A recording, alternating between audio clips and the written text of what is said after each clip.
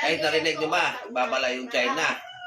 Babala sila, matinding babala ang ano nila, ang pahayag nila sa Pilipinas. Sabi kasi nila, magbabayad ng mahal ang Pilipinas sa ginagawa. Sa nangyayari ngayon sa West Philippines eh.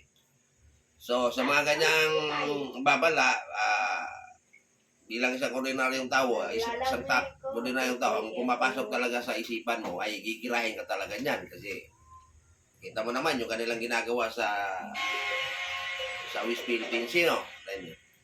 Ngayon guys, habang hindi pa nangyayari yung gira na yan, no? Habang wala pa yung gira, ngayon pa lang guys, masasanay na tayo yung mga pagkain na survival. No? Kasi pag mag-gira, din na tayo makakain ng mga masasarap. So, bigyan ko kayo ng isang idea. Ito guys, isang kamuting kahoy. Kamuting kahoy, kamuti tops. Kamuti tops, paano mo niluto ito lang? Binanlian. Binanlian ng tubig. Ano ba binanlian? Nilaga sa tubig, no? Pinakuluan ng mainit na tubig. Tapos hinaluan ng sibuyas at saka kamatis, no? Sa mga kababayan ko na hindi nakakain ito, please ngayon pa lang. Dapat masanay na tayong kumain ng mga ganitong mga pagkain na makikita mo lang sa ating paligid, no? Makikita mo lang to kung saan-saan. Ito ganitong klaseng pagkain. Lagyan mo ng suka, no? Pakuluan mo ng mainit na tubig, kamatis at saka sibuyas. Kasi kamatis, marami din tayo makikita mga kamatis, no?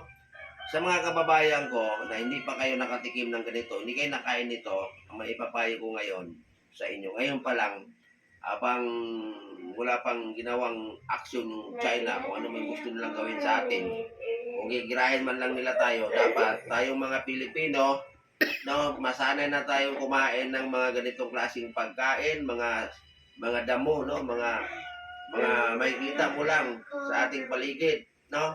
Eto, may masasanay na kayo kasi pagdating ng araw guys, wala na. Kaya kung masanay ka, kumain ng ganito, wala ka ng problema, no?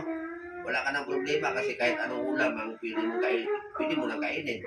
Kasi nga, nasasanay ka na sa mga pagkain na pang survival. Katulad nito guys, no? Pwede itong ulamin sa mga pang survival.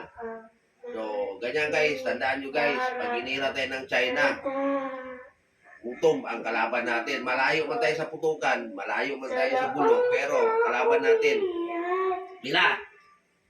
gutom ang kalaban natin. So, anong solusyon sa gutom? Importante na masanay tayong kumain ng mga ganito. No? Kangkong, nilaga, hinaluan ng suka, kamatis at saka sibuyas. Yan yung mga pagkain sa panahon ng kaguluhan at gera. Kaya guys, mga kababayan ko dyan, na maarte sa pagkain, ngayon pa lang may papayo ko sa inyo. Sanayin nyo nang kumain ng kung ano-anong klaseng pagkain. Yun lang, payong bilang isang Pilipino na nagmamahal sa ating bansa na nag-iisip, no? Kung sakasakali man na magkaroon tayo ng kaguluhan nito sa ating bansa.